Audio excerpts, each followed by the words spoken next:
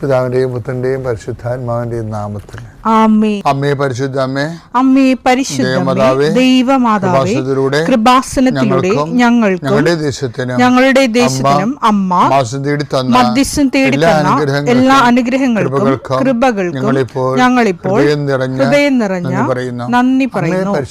അമ്മേ പരിശുദ്ധമ്മേ, ദൈവമാതാവേ, 2004 ഡിസംബർ 7 ഉച്ചകഴിഞ്ഞ് 2:30 കൃപാസനത്തിൽ സംഭവിച്ച അമ്മയുടെ പ്രത്യക്ഷപ്പെടലിനെ കുറിച്ച് തിരുസഭയ്ക്ക് സമർപ്പിച്ചിരിക്കുന്ന പഠനരേഖകളുടെ മേൽ സഭാത്മകമായ പഠനം ആരംഭിക്കുവാൻ ഞങ്ങൾ പ്രാർത്ഥിക്കുന്നു. അമ്മേ പരിശുദ്ധമേ, ഭൂസ്വർലോകങ്ങളുടെ രാജ്ഞിയായ അങ്ങേയ്ക്ക് ഭൗമസംരക്ഷണത്തിനായി പ്രപഞ്ചപ്രകൃതിയെ തന്നെ തിരുസഭ പ്രതിഷ്ഠിക്കുവാൻ ഈ പ്രത്യക്ഷീകരണം വഴി ഇടയാക്കണമേ. പരിശുദ്ധമേ, ജപമാല മാതാവേ, സകല കൃപാസനം പ്രാർത്ഥനയോടും ചേർത്ത് ഞങ്ങളിപ്പോൾ പ്രാർത്ഥിക്കുന്ന ഈ കുടുംബത്തിന്റെ പ്രത്യേക നിയോഗം മക്കളെ.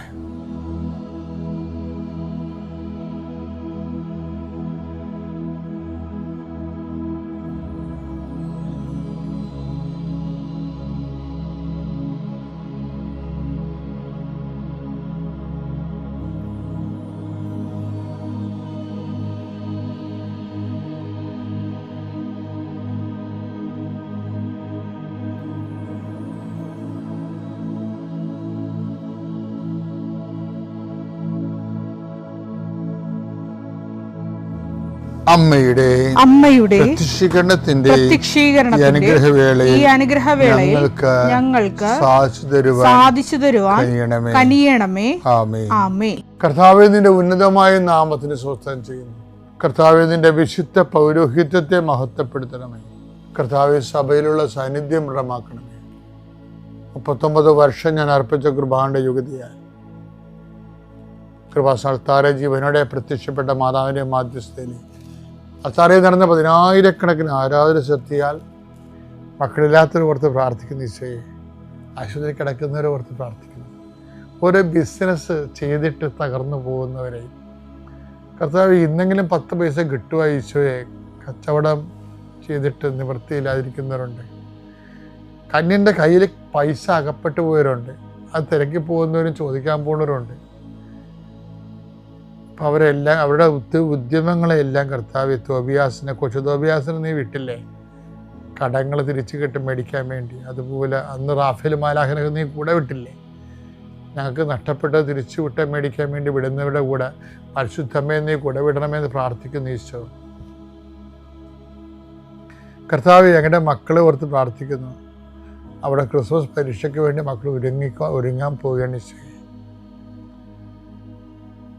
ആത്മാർത്ഥമായി പഠിക്കുന്ന മക്കളുണ്ട് ഈശോയെ, പഠിച്ചിട്ട് കയറാത്ത മക്കളുണ്ട്, പഠിക്കാൻ പറ്റാത്തവരുണ്ട് ഈശോയെ. വീട്ടിലെ സ്ഥിതി കാരണം മനസ്സ് മരവിച്ചിരിക്കുന്ന കുഞ്ഞുങ്ങളുണ്ട്. അവരെല്ലാം ഞാൻ ആശീർവദിക്കുന്നു. എൻ്റെ കർത്താവിൻ്റെ ഉന്നതമായ നാമത്തിൽ സഭയുടെ അധികാരത്തിൽ കുരിശടയാത്തി കൃപാസ്ഥാനത്താറെ ജീവനോടെ പ്രത്യക്ഷപ്പെട്ട മാതാവിൻ്റെ മധ്യസ്ഥത്തിന് രോഗപീഠകളെ ഈശ്വനാമത്തിൽ സൗഖ്യം പ്രാപിക്കും. വിശ്വാസ പ്രമാണം. സർവശക്തനായ പിതാവും ആകാശത്തിന്റെയും ഭൂമിയുടെയും സൃഷ്ടാവുമായ ദൈവത്തിൽ ഞാൻ വിശ്വസിക്കുന്നു. അവിടുത്തെ ഏകപുത്രനും ഞങ്ങളുടെ കർത്താവുമായ ഈശോ മിശിഹായിലും ഞാൻ വിശ്വസിക്കുന്നു. ഈ പുത്രൻ പരിശുദ്ധാത്മാവിനാൽ ഗർഭസ്ഥനായി കന്യകാമറിയത്തിൽ നിന്ന് പിറന്ന് പൊന്തിയോസ് പീലാത്തോസിന്റെ കാലത്ത് പീഡകൾ സഹിച്ച് കുരിശിൽ തറയ്ക്കപ്പെട്ട് മരിച്ച് അടക്കപ്പെട്ട് പാതാളങ്ങളിൽ ഇറങ്ങി മരിച്ചവരുടെ ഇടയിൽ നിന്ന് 3-ാം നാൾ ഉയർത്ത് സ്വർഗത്തിലേക്ക് എഴുന്നള്ളി സർവശക്തിയുള്ള പിതാവായ ദൈവത്തിന്റെ വലതുഭാഗത്തിരിക്കുന്നു. അവിടെ നിന്ന് ജീവിക്കുന്നവരെയും മരിച്ചവരെയും വിധിക്കുവാൻ വരുമെന്നും ഞാൻ വിശ്വസിക്കുന്നു. പരിശുദ്ധാത്മാവിലും ഞാൻ വിശ്വസിക്കുന്നു. വിശുദ്ധ കത്തോലിക്കാ സഭയിലും പുണ്യവാന്മാരുടെ ഐക്യത്തിലും പാപങ്ങളുടെ മോചനത്തിലും ശരീരത്തിന്റെ ഉയർപ്പിലും നിത്യമായ ജീവിതത്തിലും ഞാൻ വിശ്വസിക്കുന്നു. ആമേൻ. സുഖസ്ഥനായ ഞങ്ങളുടെ പിതാവേ, അങ്ങയുടെ നാമം പൂജിതമാകണമേ. അങ്ങയുടെ രാജ്യം വരണമേ. അങ്ങയുടെ തിരുമനസ് സ്വർഗത്തിലെ പോലെ ഭൂമിയിലും ആകണമേ. അന്നു വേണ്ടുന്ന ആഹാരം ഇന്ന് ഞങ്ങൾക്ക് തരണമേ. ഞങ്ങളോട് തെറ്റ് ചെയ്യുന്നവരോട് ഞങ്ങൾ ക്ഷമിക്കുന്നത് പോലെ ഞങ്ങളുടെ തെറ്റുകൾ ഞങ്ങളോടും ക്ഷമിക്കണമേ. ഞങ്ങളെ പ്രലോഭനത്തിൽ ഉൾപ്പെടുത്തരുതേ, തിന്മയിൽ ഞങ്ങൾ രക്ഷിക്കണമേ. ആമേൻ. നന്മ തെളിഞ്ഞു മറിയമേ, സ്വസ്തി. കർത്താവ് അങ്ങയുടെ കൂടെ സ്ത്രീകളിൽ അങ്ങ് അനുഗ്രഹിക്കപ്പെട്ടവളാകുന്നു. അങ്ങയുടെ ഉദരത്തിൻ ഫലമായി ഈശോ അനുഗ്രഹിക്കപ്പെട്ടവനാകുന്നു. പരിശുദ്ധ മറിയമേ, തമ്പുരാന്റെ അമ്മേ, പാപികളായ ഞങ്ങൾക്ക് വേണ്ടി ഇപ്പോഴും ഞങ്ങളുടെ മരണസമയത്തും തമ്പുരാനോട് അപേക്ഷിക്കണമേ. ആമേൻ. നമ്മളെ ഇങ്ങനെ ഒരു കർത്താവിൻ്റെ ഇന്റിമസിയിലേക്ക് എങ്ങനെ ജീവിക്കാൻ പറ്റും എന്നുള്ളതിനെ കുറിച്ചാണ് ഈ ദിവസങ്ങളെല്ലാം ഡിസ്കസ് ചെയ്യണത്. അതിനകത്ത് ഇന്റിമസിയിലേക്ക് വരാം. ഈശോയുടെ എൻ്റെ നിർമ്മലനാകാൻ എന്ത് ചെയ്യണമെന്നതിനെ കുറിച്ചും കർത്താവ് സ്റ്റാറ്റസ് എന്താണ്, ആ സ്റ്റാറ്റസ്, ആ ഇന്റിമസിയുടെ സ്റ്റാറ്റസ് നിലനിർത്താൻ വേണ്ടി ശ്രദ്ധിക്കേണ്ട കാര്യങ്ങളുണ്ട്. അതാണ് നമ്മൾ നോക്കുന്നത്. ഇപ്പം ഇന്ന് എനിക്ക് നിങ്ങളോട് പറയാനുള്ളത്, ഇപ്പോൾ കർത്താവ് ഒരു വാക്ക് പറഞ്ഞില്ലേ, ഡബിൾ മൈൻഡഡ് ഉണ്ടാകരുത്. അത് ഇൻറ്റിമസി കീപ്പ് ചെയ്യാൻ പറ്റിയ ഏറ്റവും നല്ലൊരു സൂത്രമാണത്, ഡബിൾ മൈൻഡഡ്. ഈ ഡബിൾ മൈൻഡഡ് കാര്യം ഒരിക്കലും കർത്താവ് അതൊരു ഉൾക്കൊള്ളത്തില്ല. എന്നാലും കർത്താവ് അതുകൊണ്ട് കർത്താവ് പറയും, നിങ്ങൾ കലപ്പേ കൈവച്ചാൽ എൻ്റെ ജോലിയും ശുശ്രൂഷയും. ജീവിതം എന്ന് പറഞ്ഞാൽ എന്താണ്? ഞങ്ങൾ അച്ഛന്മാരും സിസ്റ്റേഴ്സും ഉള്ള പോലെയുള്ളതല്ല, എല്ലാം കർത്താവിൻ്റെ ജോലിയാണ്. ജീവിതം വിശ്വാസിയെ സംബന്ധിച്ചിടത്തോളം എല്ലാം കല്യാണം കഴിച്ച് ജീവിച്ചാലും തൊഴിലെടുത്ത് ജീവിച്ചാലും ഏകസ്ഥരായാലും വിധവയായാലും നമ്മളെല്ലാം ചെയ്യണത് എന്താണ്? കർത്താവിൻ്റെ വിശ്വാസിയെ സംബന്ധിച്ചിടത്തോളം ഈ എൻ്റെ നിർമ്മലനുള്ള സ്റ്റാറ്റസ് വരുമ്പോൾ എല്ലാം കർത്താവിൻ്റെ ജോലിയാണ് നമ്മൾ ചെയ്യണത്.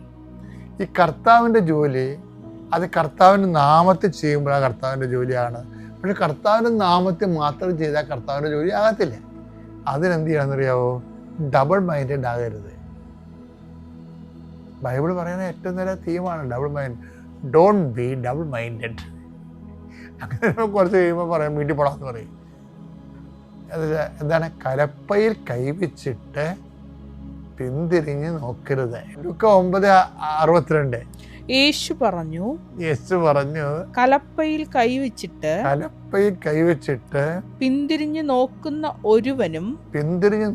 ഒരുവനും സ്വർഗരാജ്യത്തിന് യോഗ്യനല്ല. അവകാശമില്ലെന്നാ പറഞ്ഞത്. സ്വർഗരാജ്യം എന്ന് പറഞ്ഞാൽ എന്താണ്? യേശുക്രിസ്തുവിനാൽ നയിക്കപ്പെടുന്ന ജീവിത രീതിയാണ് സ്വർഗരാജ്യം എന്ന് പറയുന്നത്. യേശുവിൻ്റെ ഹിതത്താൽ വചനത്താൽ നയിക്കപ്പെടുന്ന കൃപാപൂർണമായ ജീവിതമാണ്. അതിന് എന്ത് പറ്റും? ഡബിൾ മൈൻഡഡ് പറ്റത്തില്ലെന്ന്. നിർഭാഗ്യവശാൽ എല്ലാവർക്കും, വിവാഹിതർക്കും ഏകസ്ഥർക്കും സമർപ്പിതർക്കും അഭിഷിക്തർക്കും മൊത്തം നമ്മൾ സൂക്ഷിച്ചില്ലെങ്കിൽ ഡബിൾ മൈൻഡ് കയറി വരും. എന്താ കാര്യത്തിൽ? കുറച്ച് കർത്താവിൻ്റെ കാര്യവും പിന്നെ ലോകത്തിൻ്റെ കാര്യവും കയറി ഡബിൾ മൈൻഡഡ് വരും. ഇപ്പം മറ്റുള്ള ഈ ക്രിസ്തുവിൻ്റെ സ്ഥാനം വീണ്ടെടുപ്പുകാരൻ്റെ സ്ഥാനമാണ്. ആ വീണ്ടെടുപ്പുകാരൻ്റെ സ്ഥാനം രക്ഷാസ്ഥാനമാണ്. രക്ഷാസ്ഥാനത്ത് നിന്ന് മാതാവിനെ എടുത്ത് ന്യൂട്രലൈസ് ചെയ്ത് കളയും. പക്ഷെ എന്ത് ചെയ്ത് മറ്റു മതങ്ങളിലും രക്ഷ ഉണ്ടെന്നുള്ള ധ്വനികളെ ചില ഔദ്യോഗിക അഭിഷിക്തരുടെ വായുന്നെങ്കിലും വരുന്നുണ്ട്. അപ്പോൾ ഇപ്പോൾ എന്താ സംഭവിച്ചിരിക്കുന്നത് നോക്കിയേ?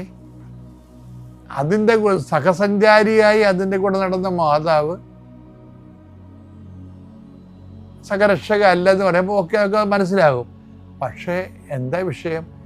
ആ രക്ഷകൻ്റെ സ്ഥാനത്തേക്ക് വേറെ രക്ഷകന്മാരെ മനസ്സുകൊണ്ടോ അല്ലാതെ അംഗീകരിക്കുന്ന അവസ്ഥ വരുമ്പോൾ എന്താണ് ഭാവിയിൽ സഭയ്ക്ക് വരാൻ പോണത്? The church will be rejected. എന്ത് റിജക്റ്റഡ് ചെയ്യും? 2-3 തരത്തിൽ റിജക്ഷൻ സംഭവിക്കും. അതിലൊന്ന്, ക്രിസ്തു ലോകത്തിനെ വിശുദ്ധീകരിക്കാനും രക്ഷയ്ക്ക് വേണ്ടിയും സഭയെ ഉപയോഗിക്കാതെ ബദൽ സംവിധാനങ്ങൾ ഉണ്ടാക്കും. അതാണ് അവരുടെ സംഭവം. ഇപ്പം പത്രോസ് സർക്കംസിഷൻ ചെയ്യാതെ യഹൂദന്മാരെ ക്രിസ്ത്യാനികളാക്കിയതെന്നും പറഞ്ഞുകൊണ്ട് ഒരു നിലപാടെടുത്തപ്പോൾ പത്രോസ് എടുത്തപ്പോൾ ക്രിസ്തു എന്ത് ചെയ്ത്? ബദൽ സംവിധാനമായിട്ടാണ് പൗലോസ് വരുന്നത്. അങ്ങേര് ഇതൊന്നും നോക്കത്തില്ല. ബാപ്റ്റിസം പോലും ചെയ്യാതെ ഞാൻ നിങ്ങളെ, എനിക്ക് ക്രിസ്തുവിനെ കൊടുക്കുക എന്നുള്ള സുവിശേഷം കൈമാറുക എന്നുള്ള ആ ആ വലിയ സത്യം വെളിപ്പെടുത്തി കൊടുക്കും. അപ്പോൾ എന്താ പ്രശ്നം വെച്ച് കഴിഞ്ഞാൽ, നമ്മൾ രക്ഷാകര നടപടിയിൽ ഔദ്യോഗികമായി എന്തിനാണ് നമ്മൾ ഈ ഇപ്പം ചുവപ്പ് വസ്ത്രം, കൃതാളന്മാർ ചുവപ്പ് വസ്ത്രം കെട്ടുന്നു, ശാസ്ത്രി ബിഷപ്പുമാർ റോസ് വസ്ത്രം കെട്ടുന്നു, എന്തായാലും കളറ് ചുവപ്പിൻ്റെ വെറൈറ്റിയാണ്. എന്താ ഉദ്ദേശം എന്താണ്? ആദിമസഭയിൽ ഒരാൾ ബിഷപ്പായി കഴിഞ്ഞാൽ, ക്രിസ്തുവിനെ പ്രഘോഷിച്ചു കഴിഞ്ഞാൽ, അയാൾ എപ്പോഴായാലും ഒരു 2 മാസമോ 6 മാസമോ മുമ്പ് 6 കൊല്ലത്തിനുള്ളിൽ മരിക്കും.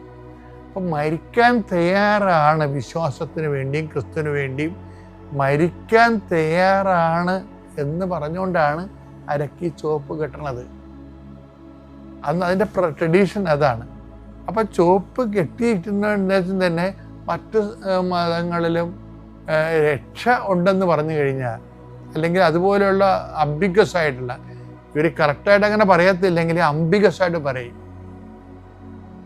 എന്നുവെച്ചാൽ മറ്റുള്ളവർ കൂടി ചേർത്ത് നിർത്താൻ വേണ്ടി നമ്മൾ സുവിശേഷ പാരമ്പര്യത്തിലും വചനത്തിലും വെള്ളം ചേർത്ത് നിർത്താൻ പറ്റത്തില്ല.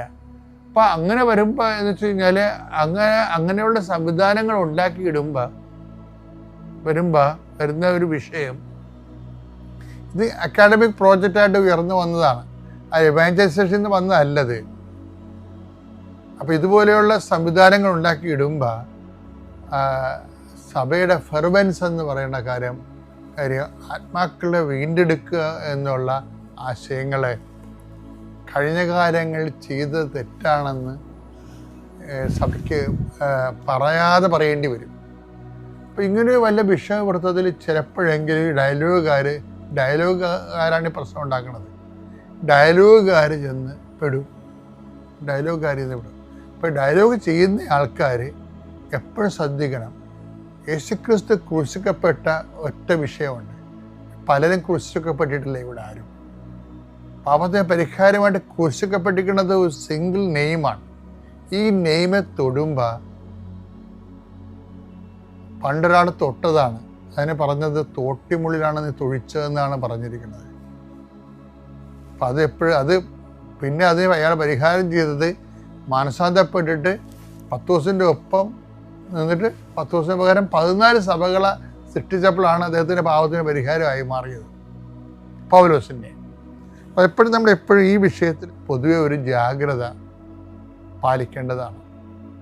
അല്ലെന്നുണ്ടെങ്കിൽ സുവിശേഷവൽക്കരണം എന്ന സംഭവം എടുത്തിട്ട് നമ്മളെ ഇങ്ങനെ കാറ്റുകൊള്ളാൻ വിട്ടിട്ട് കർത്താവ് ലോകത്തിൻ്റെ രക്ഷയ്ക്ക് വേണ്ടി വേറെ സംവിധാനം ഉണ്ടാക്കും, പാരൽ സംവിധാനം. ഈ അവാന്തര സഭാ സമൂഹങ്ങളുടെ വളർച്ച നോക്കുമ്പോൾ നമുക്ക് മനസ്സിലാകും. അപ്പം തൽക്കാലം ഞാൻ പറഞ്ഞ മനസ്സിലായിട്ടില്ലേ? ഓക്കെ അല്ലേ? ശരി. നീരായിരുന്നു, ഭയങ്കര നീരായിരുന്നു. ഞാനിപ്പോൾ ഇങ്ങനെ കിടന്നുറങ്ങുമ്പോൾ ഞാൻ ഏത് സമയം കൊന്തെത്തിച്ച് പ്രാർത്ഥിച്ച് കാശുരൂപം, അച്ഛൻ എനിക്ക് കാശുരൂപം വെഞ്ചരിച്ച് തന്നിട്ടുണ്ടായിരുന്നു. ആ കാശുരൂപം ഞാൻ എപ്പോഴും കൈ പിടിച്ചിരുന്നായിരുന്നു. അപ്പോൾ ഇങ്ങനെ കിടന്നുറങ്ങുന്ന സമയത്ത് തന്നെ ഇങ്ങനെ ആരോ കാലുമ്പോൾ ഇങ്ങനെ തടവണ മോദന തോന്നി എനിക്ക്. അത് കഴിഞ്ഞാൽ പെട്ടെന്ന് ഞെട്ടിയിട്ട് പിറ്റേ ദിവസം ആയപ്പോഴേക്കും എനിക്ക് കാലുമ്പോൾ ഒട്ടും നീരില്ല, ഒരു തരി നീരില്ല. നീരെന്ന് വെച്ചാൽ വളരെ ഭയങ്കര നീരായിരുന്നു. കാല് പൊക്കി നടക്കാൻ, എനിക്ക് ബാത്റൂമിലേക്ക് പോകാനൊന്നും പറ്റണ്ടായിരുന്നില്ല. പിറ്റേ ദിവസം മുതൽ എനിക്ക് കാലിന് പൂർണ്ണമായിട്ട് എല്ലാം പൂർണ്ണമായിട്ട് കുറഞ്ഞിരുന്നു. ഇത്രയും വലിയ അനുഗ്രഹം തന്ന മാതാവിനും തിരുകുമാരനും 1000 നന്ദി. നമ്മുടെ കർത്താവ് ഈശോ മിശിഹായിക്ക് പരിശുദ്ധ അമ്മ വഴി സഭയിൽ എന്നേക്കും മഹത്വം ഉണ്ടാകട്ടെ. എൻ്റെ പേര് ഗ്രേസ് മരിയ. ഞാൻ എറണാകുളം ജില്ലയിലെ ഏലൂർ സെയിൻറ് ആൻസ് ഇടവക അംഗമാണ്. എൻ്റെ മോൾക്ക് വേണ്ടി സാക്ഷ്യം പറയാനാണ് ഞാനിവിടെ നിൽക്കുന്നത്. 2021 ഒക്ടോബർ 27-ാം തീയതിയാണ് ഞാൻ ഇവിടെ വന്ന് ഉടമ്പടി എടുക്കുന്നത്. അത് എൻ്റെ മോൾക്ക് ഞങ്ങൾ കാലിൻ്റെ മുട്ടിന് കുഞ്ഞിന് 2 വർഷമായിട്ട് നല്ല വേദനയുണ്ടായിരുന്നു. അപ്പോൾ അത് എറണാകുളം ലിസി ഹോസ്പിറ്റലിൽ കാണിച്ചു കഴിഞ്ഞപ്പോഴത്തേക്ക് സ്കാൻ ചെയ്ത് കഴിഞ്ഞപ്പോഴത്തേക്ക് കാലിൻ്റെ മുട്ടിൽ ഓസ്റ്റിയോസാർക്കോമ എന്ന് പറയുന്ന ക്യാൻസറാണെന്ന് പറഞ്ഞു. അപ്പോൾ അത് ആ ചെറിയൊരു മുഴയായിരുന്നു ആദ്യം വന്നത്. അത് പിന്നെ ഇങ്ങനെ വലുതായി വന്നിട്ട് കാലിൽ നീരായിട്ട് മുട്ടിങ്ങനെ മടങ്ങി കുഞ്ഞിന് നടക്കാൻ പറ്റാത്ത അവസ്ഥയിൽ വീൽ ചെയറിലായിരുന്നു ഞങ്ങളിവിടെ കൊണ്ടുവരുന്നത്. അപ്പോൾ ഉടമ്പടി എടുത്ത അന്ന് തന്നെ അച്ഛനെ കണ്ടു പ്രാർത്ഥിക്കുവാനായിട്ട് സാധിച്ചു. ഞങ്ങൾ പിറ്റേ ദിവസം തന്നെ തിരുവനന്തപുരത്ത് RCCയിൽ ട്രീറ്റ്മെൻറ്റിനായിട്ട് ഇവിടെ നിന്ന് പോവുകയും ചെയ്തു. അപ്പോൾ അവിടെ ചെന്ന് കഴിഞ്ഞ് അവിടെ നിന്ന് വീണ്ടും സ്കാൻ ചെയ്ത് കഴിഞ്ഞപ്പോഴത്തേക്ക് കാലിൻ്റെ മുട്ടിന് മാത്രമല്ല ലങ്സിലും ഒരു ഗ്രോത്ത് ഉണ്ടെന്ന് പറഞ്ഞു. അപ്പോൾ അത് ക്യാൻസർ 4th സ്റ്റേജാണെന്നാണ് പറഞ്ഞത്. പിന്നെ ഹൈ ഗ്രേഡുമാണ്. കീമോ ട്രീറ്റ്മെൻറ്റ് പറഞ്ഞെങ്കിലും അവർ പറഞ്ഞത് ഇത് ലങ്സിലുള്ള ഗ്രോത്തൊക്കെ ചുരുങ്ങുമെന്ന് നമുക്ക് നോക്കാം, ചെയ്ത് നോക്കാമെന്നേ ഉള്ളൂ, മിക്കവാറും സാധിക്കത്തില്ല, അപ്പോൾ സർജറി വേണ്ടി വരുമെന്ന് പറഞ്ഞു. അപ്പോൾ അതിനുശേഷം ഞങ്ങൾ കാലിൻ്റെ മുട്ടിന് സർജനെ കണ്ടപ്പോഴേ പറഞ്ഞത് നമുക്ക് കാല് രക്ഷിക്കാൻ പറ്റത്തില്ല, മുട്ടിൻ്റെ താഴെ വെച്ച് മുറിച്ച് കളയേണ്ടി വരുമെന്ന് പറഞ്ഞു. അപ്പം എനിക്ക് അപ്പോൾ തിരുവനന്തപുരത്ത് നിന്ന് ഇവിടെ വരാൻ സാധിച്ചില്ല. അപ്പോൾ എൻ്റെ ആൻറ്റിയും അമ്മാവനും കൂടെ ഇവിടെ വന്ന് അച്ഛൻ്റെ അടുത്ത് പ്രാർത്ഥിക്കാൻ വന്ന് കാര്യം പറഞ്ഞു. അപ്പോൾ അച്ഛനോട് അപ്പോൾ ഞങ്ങൾ ഇങ്ങനെ കാലും മുട്ടും മുറിച്ച് കളയണമെന്ന് പറഞ്ഞുകൊണ്ട് സർജറിക്ക് തയ്യാറാകാതെ ഇങ്ങനെ വല്ലാതെ വിഷമിക്കുന്ന അവസ്ഥയായിരുന്നു. അപ്പോൾ അച്ഛനെ കണ്ട് മാതാവിൻ്റെ അടുത്ത് നിന്ന് ഒരു മെസ്സേജ് എടുക്കണമെന്ന് പറഞ്ഞപ്പം അച്ഛൻ പറഞ്ഞു, അതെന്തിനാണ് മെസ്സേജ് എടുക്കുന്നത്, ഞാൻ പ്രാർത്ഥിച്ചാൽ പോരെയെന്ന് പറഞ്ഞ് അച്ഛൻ ഇങ്ങനെ നടന്നപ്പം പെട്ടെന്ന് തന്നെ അച്ഛൻ തിരിച്ചു വന്നിട്ട് പറഞ്ഞു, മാതാവ് പറഞ്ഞു മെസ്സേജ് എടുക്കാൻ മാതാവ് പറയുന്നെന്നും പറഞ്ഞ് അച്ഛൻ വന്ന് പ്രാർത്ഥിച്ചിട്ട് പറഞ്ഞു, അമ്മ പറയുന്നു കാല് മുറിച്ച് കളയേണ്ടി വരത്തില്ലെന്ന് പറഞ്ഞു. അപ്പോൾ ആ ഒരു ധൈര്യത്തിൽ എൻ്റെ മോള് സർജറിക്ക് തയ്യാറായി. ഞങ്ങൾ വീണ്ടും സ്കാൻ ചെയ്തപ്പോഴത്തേക്ക് ലങ്സിലുണ്ടായിരുന്ന ആ മുഴ കാണുന്നില്ല. അപ്പോൾ ഡോക്ടർ പറഞ്ഞു അത് ഒരു എയർ ക്യാവിറ്റി ആയിട്ടാണ് കാണുന്നത്, വേറൊന്നും അവിടെ മുഴയോ ഓപ്പറേഷൻ ചെയ്യേണ്ട ഒരവസ്ഥയും കാണുന്നില്ലെന്ന് പറഞ്ഞ് അങ്ങനെ ആ മാതാവിൻ്റെ അനുഗ്രഹത്താൽ ആ മുഴ അവിടെ നിന്ന് അപ്രത്യക്ഷമാവുക ചെയ്തത്. പിന്നെ ഞങ്ങൾ അച്ഛൻ ഇവിടെ നിന്ന് കാലിൽ മാതാവിൻ്റെ കാശുരൂപം വെച്ചിട്ട് അത് കാലിൽ ഇങ്ങനെ ചരടിൽ എന്തെങ്കിലും കെട്ടി വെച്ചിട്ട് ഉടമ്പടി തൈലവും വെച്ച് പ്രാർത്ഥിക്കാൻ പറഞ്ഞു. അങ്ങനെ ആ സർജറിക്ക് പോകുന്നത് വരെ കാലിൽ മാതാവിൻ്റെ ആ ഒരു കാശുരൂപം ഇങ്ങനെ ചരടിൽ കെട്ടി ഇങ്ങനെ വെച്ചിട്ടുണ്ടായിരുന്നു. അപ്പോൾ സർജറിയിൽ എനിക്ക് നല്ല പേടിയുണ്ടായിരുന്നു. അപ്പം മോള് പറയുമായിരുന്നു, പരിശുദ്ധ അമ്മ പറഞ്ഞിട്ടുണ്ട് എൻ്റെ കാല് മുറിക്കത്തില്ലെന്ന്. അപ്പോൾ എനിക്കത് നല്ല ധൈര്യമാണെന്ന് പറഞ്ഞു സർജറിക്ക് പോകാനായിട്ട്. അങ്ങനെ സർജറി കഴിഞ്ഞപ്പോഴത്തേക്ക് സർജറിക്ക് മോളെ കയറ്റിയതിന് ശേഷവും ഡോക്ടർ എന്നോടൊന്ന് പറഞ്ഞു, ഞങ്ങൾക്ക് രക്ഷിക്കാൻ പറ്റുമെന്ന് തോന്നണില്ല, അപ്പോൾ അമ്മ മനസ്സൊക്കെ നല്ല തയ്യാറാക്കി നിന്നോണം, മിക്കവാറും കാല് മുറിച്ച് കളയേണ്ടി വരുമെന്ന് പറഞ്ഞു. കാരണം അത് ഒരു 4th സ്റ്റേജായിരുന്നു. അതുപോലെ തന്നെ സോഫ്റ്റ് ടിഷ്യൂസിലും അവിടെ എല്ലാം ശരിക്കും ബാധിച്ചിരുന്നു അസുഖം. പിന്നെ കാലിൻ്റെ ഞരമ്പുകളെ ഇത് ബാധിച്ചിട്ടുണ്ടെന്ന് അവർ പറഞ്ഞത്, ബാധിച്ചിട്ടുണ്ടെങ്കിൽ ഒരിക്കലും കാല് രക്ഷിക്കാൻ പറ്റത്തില്ലെന്ന് പറയും. പക്ഷേ സർജറി കഴിഞ്ഞപ്പോഴത്തേക്ക് കാല് മുറിച്ച് കളയേണ്ടി വന്നില്ല. കുഞ്ഞിനെ കാലിലൊരു സ്റ്റീലിൻ്റെ ഇംപ്ലാന്റ് ഇട്ട് ചെയ്യാനായിട്ട് സാധിച്ചു. അപ്പം പരിശുദ്ധ അമ്മയ്ക്കും തിരുക്കുമാരനും 1000 നന്ദി. അതുപോലെ തന്നെ ഉടമ്പടി എടുത്തതിന് ശേഷം ഞങ്ങൾ ഈ ട്രീറ്റ്മെൻറ്റിന് ഇവിടെ നിന്ന് പോയതിന് ശേഷം പരിശുദ്ധ അമ്മ ഞങ്ങളെ കൊണ്ടു നടന്ന വഴികൾ ഒരു സ്ഥലത്തും ഞങ്ങൾക്ക് ഒരു പ്രയാസം ഉണ്ടാകാതെ അമ്മ കൊണ്ടു നടന്നത്. അതുപോലെ തന്നെ ഞങ്ങൾക്ക് താമസിക്കാൻ കിട്ടിയ സ്ഥാപനത്തിൽ ഞങ്ങൾക്ക് എന്നും ദിവ്യബലി അർപ്പിക്കാനുള്ള അനുഗ്രഹം അമ്മ തന്നു. പിന്നെ മോളുടെ സർജറി നടക്കുന്ന സമയമെന്ന് പറയുന്ന ഒരു പകൽ 3 മണി സമയമായിരുന്നു. അപ്പോൾ ആ സമയത്തൊക്കെ എല്ലാവരും മോൾക്ക് വേണ്ടി കരുണക്കൊന്ത ചൊല്ലി പ്രാർത്ഥിക്കുമായിരുന്നു. ഞങ്ങൾ താമസിച്ച ആ സ്ഥാപനത്തിലെ അച്ഛൻ ഒറ്റയ്ക്ക് കുർബാന ചൊല്ലുന്നൊരു സമയമായിരുന്നു. അപ്പോൾ അച്ഛനും ആ സമയത്ത് കുഞ്ഞിന് വേണ്ടി മാത്രം ഒരു ബലി അർപ്പിക്കാനായിട്ടുള്ള അനുഗ്രഹവും അമ്മ നൽകി. അപ്പോൾ പരിശുദ്ധ അമ്മ വഴി കിട്ടിയ എല്ലാ അനുഗ്രഹങ്ങൾക്കും ഞങ്ങൾ 1000 നന്ദി പറയുന്നു. എൻ്റെ പേര് ലില്ലി സുനിൽ, കോഴിക്കോട് ജില്ലയിലെ കൂടരഞ്ഞിയിൽ നിന്ന് വരുന്നു. ഞാൻ ആദ്യമേ തന്നെ പരിശുദ്ധ അമ്മേനോടും തിരുക്കുമാരനോടും മാപ്പ് ചോദിക്കുന്നു. സാക്ഷ്യം പറയാൻ ഇത്രയും വൈകിയതിന് 2019 മാർച്ചിലായിരുന്നു എനിക്ക് മലദ്വാരത്തിൽ ക്യാൻസറാണെന്ന് അറിയുന്നത്. ആ സമയത്ത് എൻ്റെ വീട് പണി നടക്കുന്നൊരു സമയമായിരുന്നു. അപ്പം എനിക്ക് ഭയങ്കര ബുദ്ധിമുട്ടായിരുന്നു, ഇരിക്കാനോ ഒന്നും പറ്റിയാലോ, ബാത്റൂം പോകുകയാണെങ്കിലും ഒത്തിരി നേരം ഇരിക്കണം, അങ്ങനെയൊക്കെയുള്ളൊരു പ്രശ്നങ്ങളായിരുന്നു. ആ സമയത്താണ് കൃപാസനത്തെ പറ്റിയും കൃപാസന പേപ്പർ എനിക്ക് കിട്ടുന്നത്. അങ്ങനെ ഞാൻ ഇങ്ങനെ പറഞ്ഞു കഴിഞ്ഞപ്പോൾ ഞാൻ കൃപാസനം പേപ്പർ വിരിച്ച് ഞാൻ കിടക്കുമായിരുന്നു. അപ്പോൾ വയറ്റിൽ നിന്ന് പോകാൻ ഒത്തിരി ബുദ്ധിമുട്ടായിരുന്നു. അപ്പോൾ ഇത് ഇങ്ങനെ കിടന്നു കഴിഞ്ഞപ്പോൾ എനിക്ക് കുറച്ച് ഒരു ആശ്വാസമൊക്കെ കിട്ടി. പിന്നെ ഞങ്ങൾ ഡോക്ടറെ പോയി കാണിച്ചു, സർജനെ പോയി കാണിച്ചു. അപ്പോൾ സർജൻ കൊളോണോസ്കോപ്പിക്ക് വിട്ടു. കൊളോണോസ്കോപ്പിയുടെ റിസൾട്ട് വന്നപ്പോൾ നിയോപ്ലാസ്റ്ററെക്ടം കണ്ടു. അപ്പം ഡോക്ടർ വേഗം CTക്ക് പറഞ്ഞു. അങ്ങനെ CT എടുത്തപ്പോൾ അഡ്നോ കാർസിനോമ എന്ന് കറക്റ്റായിട്ട് അതിലെഴുതി. അപ്പോൾ പിന്നെ ഞങ്ങൾ കാർസിനോമ ആയതുകൊണ്ട് ഒരു സെക്കൻഡ് ഒപ്പീനിയനായിട്ട് ഓങ്കോളജിയിലേക്ക് പോയി. അങ്ങനെ അവിടെ ചെന്ന് ഡോക്ടറെ കണ്ടപ്പം ഡോക്ടർ MRIക്ക് എഴുതി തന്നു. അങ്ങനെ MRI എടുത്ത അന്നത്തെ ദിവസമാണ് ഞങ്ങൾ ഇവിടെ കൃപാസനത്തിലേക്ക് വരുന്നത്. 2-ാം തീയതി ഇവിടെ 2-ാം തീയതി വൈകുന്നേരം അവിടെ നിന്ന് കയറി. 3-ാം തീയതി ഇവിടെ വന്ന് ഞങ്ങൾ ഉടമ്പടി എടുത്തു. ഇവിടെ വന്നിട്ട് ഞങ്ങൾ ജോസഫ് അച്ഛനെ കാണാനായിട്ട് കുറേ നേരം വെയിറ്റ് ചെയ്തെങ്കിലും അച്ഛൻ ഇങ്ങനെ ഉടമ്പടി എടുത്തവരെ കാണുന്നുണ്ടായിരുന്നു. അങ്ങനെ അച്ഛൻ ഇറങ്ങി വന്നപ്പോൾ ഞാൻ കണ്ടപ്പോൾ ഞാനിങ്ങനെ പറഞ്ഞപ്പോൾ അച്ഛൻ ചോദിച്ചു റിസൾട്ട് ഉണ്ടോയെന്ന് ചോദിച്ചു. അപ്പോൾ റിസൾട്ട് എൻ്റെ കയ്യിലില്ലായിരുന്നു. മൊബൈലുണ്ട്, പക്ഷേ കയ്യിൽ റിസൾട്ടായിട്ട് പേപ്പറായിട്ട് എൻ്റെ കയ്യിലില്ലായിരുന്നു. അപ്പോൾ ഞാൻ പറഞ്ഞു ഇല്ല എന്ന് പറഞ്ഞു.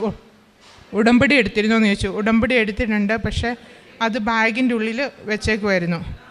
അങ്ങനെ അച്ഛൻ ഒന്നും പറയാതെ ബ്ലെസ്സിങ് ഒന്നും കിട്ടാതെ പോയി. എനിക്ക് ഭയങ്കര നിരാശയായിരുന്നു. സങ്കടത്തോടുകൂടി ഞാൻ തിരിച്ചു പോവുകയും ചെയ്തു. അത് കഴിഞ്ഞ് പിന്നെ ഞങ്ങൾ ഡോക്ടറെ കാണാൻ ചെന്നു. ഈ റിസൾട്ടുമായിട്ട് ഡോക്ടറെ കാണാൻ ചെന്നപ്പം ഡോക്ടർ പറഞ്ഞു നേരെ കീമോയ്ക്ക് അഡ്മിറ്റാകാം, ഇന്ന് കീമോ സ്റ്റാർട്ട് ചെയ്യാമെന്ന് പറഞ്ഞു. അങ്ങനെ ഞങ്ങൾ കീമോയ്ക്ക് ഫസ്റ്റ് 5 സൈക്കിളാണ് പറഞ്ഞിരിക്കുന്നത്. ഒരു സൈക്കിള് 48 hours. അങ്ങനെ 5 സൈക്കിള് കീമോ എടുത്തു. അതിനുശേഷം റേഡിയോ തെറാപ്പിയും കഴിഞ്ഞ് പിന്നെ 2 മാസം കഴിഞ്ഞിട്ട് സർജനെ കാണിക്കാൻ പറഞ്ഞു. അങ്ങനെ സർജനെ കണ്ട് അപ്പോൾ സർജൻ കൊളോണോസ്കോപ്പിക്ക് വീണ്ടും വിട്ടു. അപ്പോൾ ആ റിസൾട്ട് വന്നപ്പോൾ നോർമലായിരുന്നു. പരിശുദ്ധമ്മ ഇതിൻ്റെ ഇടയ്ക്ക് ഒത്തിരി ഞങ്ങൾ പ്രാർത്ഥിക്കുന്നുണ്ടായിരുന്നു. അപ്പോൾ സർജൻ പിന്നെ സർജറിക്ക് വേണ്ടിയിട്ട് പറഞ്ഞു. പക്ഷേ ഞാൻ പരിശുദ്ധമ്മയോട് മധ്യസ്ഥം പറഞ്ഞ് പ്രാർത്ഥിക്കുന്നുണ്ടായിരുന്നു. സർജറി ഒന്നും ഇല്ലാതെ എനിക്ക് സർജറി ഒന്നും ചെയ്യാതെ ഇതിന്ന് പൂർണ്ണ സൗഖ്യം കിട്ടണം. കാരണം സർജറി ചെയ്തിട്ടുണ്ടെങ്കിൽ കൊളോസ്റ്റമി ബാഗ് സൈഡിൽ വെക്കേണ്ടി വരും. അതുകൊണ്ട് എനിക്കതൊരു ഭയങ്കര ബുദ്ധിമുട്ടായിരുന്നു. അങ്ങനെ ഞാനിങ്ങനെ പ്രാർത്ഥിച്ചൊരുങ്ങി മാതാവിനോട് മധ്യസ്ഥം വഹിച്ച് പ്രാർത്ഥിച്ചൊരുങ്ങി പോയിരുന്നു. അപ്പം ഡോക്ടർ എന്നോട് പറഞ്ഞു സർജറി ഒന്നും വേണ്ട, അതില്ലാതെ സുഖം പ്രാപിക്കുമെന്ന് പറഞ്ഞു. അങ്ങനെ സർജറി വേണ്ടെന്ന് പറഞ്ഞു. അങ്ങനെ പിന്നെ ഞങ്ങൾ ഓങ്കോളജിയിൽ വീണ്ടും പോയി കാണിക്കാനുണ്ട്. അപ്പം ഡോക്ടർ പറഞ്ഞു ഒരു കാരണവശാലും പറ്റില്ല, കീമോ വീണ്ടും സ്റ്റാർട്ട് ചെയ്യണം, സർജറി വേണ്ടെന്ന് ആരാ പറഞ്ഞതെന്നൊക്കെ ചോദിച്ചു. അങ്ങനെ ഞങ്ങൾ എന്നോട് കീമോയ്ക്ക് അഡ്മിറ്റ് ആകാൻ പറഞ്ഞു. ആ സമയത്ത് ഞങ്ങളുടെ വീട് പണി പൂർത്തിയാകുകയും ചെയ്തു. ഇതിൻ്റെ ഇടയ്ക്ക് വീട് പണി നന്നായിട്ട് നടന്നു, അത് പൂർത്തിയാകുകയും ചെയ്തു. കയറി കൂടുന്ന ദിവസമാണ് കീമോയ്ക്ക് അഡ്മിറ്റ് ആകാൻ പറഞ്ഞു. അപ്പം ഞാൻ പറഞ്ഞു ഇനി എന്തായാലും അഡ്മിറ്റ് ആകുന്നില്ല, അമ്മ ഇവിടം വരെ എത്തിച്ചു, ഇനി എനിക്കിങ്ങനെ ഒരു അസുഖം ഉണ്ടാകുകയില്ല, മാതാവ് എന്നെ ഇവിടം വരെ എത്തിച്ചതല്ലേ എന്ന് പറഞ്ഞ് ഞങ്ങൾ പിന്നീട് കീമോയ്ക്ക് ഒന്നിനും പോയില്ല. പിന്നെ MRI എടുക്കുക ചെയ്ത് 6 മാസം കൂടുമ്പോൾ MRI എടുക്കുമായിരുന്നു. അങ്ങനെ ലാസ്റ്റ് MRI എടുത്തപ്പം ഞാൻ ഇവിടെ ഒന്ന് സാക്ഷ്യപ്പെടുത്താമെന്ന് പറഞ്ഞിരുന്നു. പക്ഷേ ആ സമയത്ത് സാക്ഷ്യപ്പെടുത്തിയില്ല. അപ്പോൾ ഈ ഓഗസ്റ്റിൽ എനിക്ക് വീണ്ടും പഴയതുപോലെ അസുഖത്തിൻ്റെ ബുദ്ധിമുട്ടുകളൊക്കെ വന്നിരുന്നു. കിടക്കാൻ വയ്യ, നട്ടെല്ലിനൊക്കെ വേദന, വയറിൻ്റെ ഒരു സൈഡിലൊക്കെ വേദന. അങ്ങനെ ഞാൻ ഈ കൃപാസനം പേപ്പർ വെച്ച് കിടക്കുന്ന, രാത്രിയിൽ വേദന വരുമ്പോൾ ഒരു സൈഡിൽ പേപ്പർ വെക്കും, അല്ലാതെ പേപ്പർ വിരിച്ച് കിടക്കും. അങ്ങനെയായിരുന്നു ഞാൻ ചെയ്തുകൊണ്ടിരുന്നത്. അപ്പം മാതാവിനോട് ഞാൻ പ്രാർത്ഥിക്കുകയും ചെയ്തു 50 കൊന്ത ഞാൻ എത്തിച്ചേക്കാം, എനിക്ക് അടുത്ത റിസൾട്ട് വരുമ്പോൾ ബ്ലഡ് ടെസ്റ്റ് ചെയ്യുമ്പോൾ അത് നോർമലായിട്ട് കിട്ടണമെന്ന്. അങ്ങനെ റിസൾട്ട് എനിക്ക് നോർമലാവുകയും CA 1.31 ആയിട്ട് കുറയുകയും ചെയ്തു. എൻ്റെ പേര് മിനി, ഞാൻ റാന്നിയിൽ നിന്ന് വരുന്നു. ഞാനിവിടെ ആദ്യമായിട്ട് വന്നത് 2019 2019 ഇവിടെ ഒന്ന് ഉടമ്പടി എടുത്തിട്ട് പോയി. ഉടമ്പടിയിലൊരു 6 നിയോഗം വെച്ചിരുന്നു. ആദ്യമായിട്ട് ഞാൻ വെച്ചിരുന്ന നിയോഗം, എനിക്ക് ഒത്തിരി കടഭാരമുണ്ടായിരുന്നു. പ്രിയപ്പെട്ടവൻ്റെ കടഭാരമാണ് ആദ്യമായിട്ട് വെച്ചത്. പിന്നെ മക്കളുടെ വിഷയമായിരുന്നു. പിന്നെ കടഭാരം എന്ന് പറഞ്ഞാൽ താങ്ങാൻ വയ്യാത്തൊരു കടഭാരം ഉണ്ടായിരുന്നു. അത് സൊസൈറ്റിയിൽ നിന്ന് പൈസ എടുത്തതാണ്, പലിശയ്ക്ക് കൊടുത്തു. പലിശയ്ക്ക് കൊടുത്ത ആൾക്കാരൊന്നും തിരിച്ചു കൊടുത്തില്ല, പ്രിയപ്പെട്ടവനെ കളിപ്പിച്ചു. പിന്നെ ആ കടഭാരം വലുതായിരുന്നു. അത് വീട് വിറ്റാലേ കടഭാരം തീരത്തുള്ളായിരുന്നു. കടഭാരം തീരുന്ന വീട് വിറ്റ് കടഭാരം തീർക്കാൻ വേണ്ടിയിട്ട് ഒത്തിരി ഭാരപ്പെട്ടു, ഒത്തിരി വിഷമിച്ചു. നിയോഗത്തിൻ്റെ അടിസ്ഥാനത്തിൽ മാതാവിൻ്റെ ഒരു ഭയങ്കര അനുഗ്രഹം ഞങ്ങൾക്കുണ്ടായിരുന്നു. അത് കഴിഞ്ഞ് ഈ കടഭാരത്തിൻ്റെ മധ്യത്തിൽ എനിക്ക് യൂട്രസിലെ 4 മാസം ഇവിടെ അടുപ്പിച്ച് വന്നു. പിന്നെ എനിക്ക് വരാൻ പറ്റിയില്ല. നിയോഗം ഉടമ്പടി എടുത്തതിൻ്റെ ഒരു അനുഗ്രഹമായിരിക്കും. എൻ്റെ വയറ്റിലെ മുഴയായിരുന്നു, യൂട്രസിനകത്ത് 7 മുഴയുണ്ടായിരുന്നു. ഞാനൊന്നും അറിഞ്ഞില്ല, എനിക്കൊന്നും അറിയില്ലായിരുന്നു. ആൾക്കാരൊക്കെ എൻ്റെ വയറ് കാണുമ്പോഴത്തേക്ക് എല്ലാവരും എന്നോട് ചോദിക്കും, നിൻ്റെ വയറ്റിൽ. എനിക്ക് കുഴപ്പമൊന്നുമില്ല. പിന്നെ എൻ്റെ ഒരു ഫ്രണ്ട് ഹോസ്പിറ്റലിൽ എന്നെ നിർബന്ധിച്ച് കൊണ്ടുപോയി. അവിടെ ചെന്നപ്പോൾ ഡോക്ടർ പറഞ്ഞു കുഴപ്പമൊന്നുമില്ല സഹോദരിക്ക്. അപ്പോൾ ഞാൻ ആശ്വാസം പറഞ്ഞു, ഇവക്കായിരുന്നു കുഴപ്പം.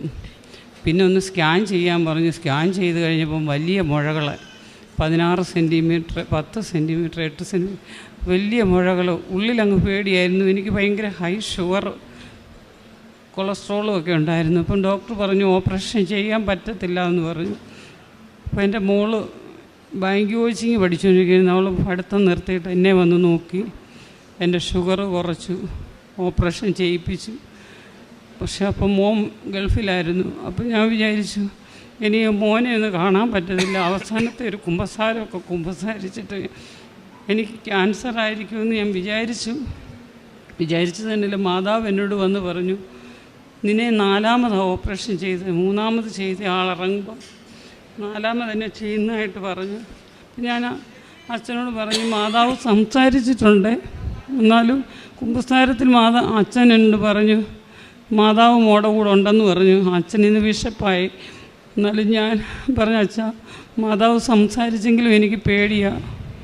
തിരിച്ചു വരുന്നത് ഞാൻ ബോഡി ആയിരിക്കണം. ക്യാൻസർ ആണെങ്കിൽ എനിക്ക് ജീവിക്കണമെന്ന് ആഗ്രഹമില്ല എന്നൊക്കെ വിചാരിച്ച് പ്രാർത്ഥിക്കുമായിരുന്നു. ക്യാൻസർ ആണെങ്കിൽ എന്നെ തിരിച്ചു കൊണ്ടുവരരുതെന്നും പറഞ്ഞ് പ്രാർത്ഥിക്കുമായിരുന്നു. കട്ടിലൊക്കെ തിരിച്ചിട്ട് എൻ്റെ ജോലിയെല്ലാം തീർത്തിട്ടാണ് ഞാൻ ഹോസ്പിറ്റലിൽ പോയത്. പക്ഷേ 7 മുഴയ്ക്ക് ഒരു കുഴപ്പമില്ല. മോൻ തിരിച്ച് നാട്ടിൽ വന്നിട്ട് എന്നെ കാണാൻ വന്നു. തിരിച്ചവൻ പോകാതെ ഇവിടെ നിന്ന് എൻ്റെ ബയോസിൻ്റെ റിസൾട്ടെല്ലാം അറിഞ്ഞു കഴിഞ്ഞപ്പോൾ എനിക്കൊരു കുഴപ്പമില്ല. ഡോക്ടർ പറഞ്ഞു ഇങ്ങോട്ട് വരുവേ വേണ്ട. ഇന്ന് വരെ ഞാൻ ഡോക്ടറിനെ കാണാൻ പോയിട്ടില്ല.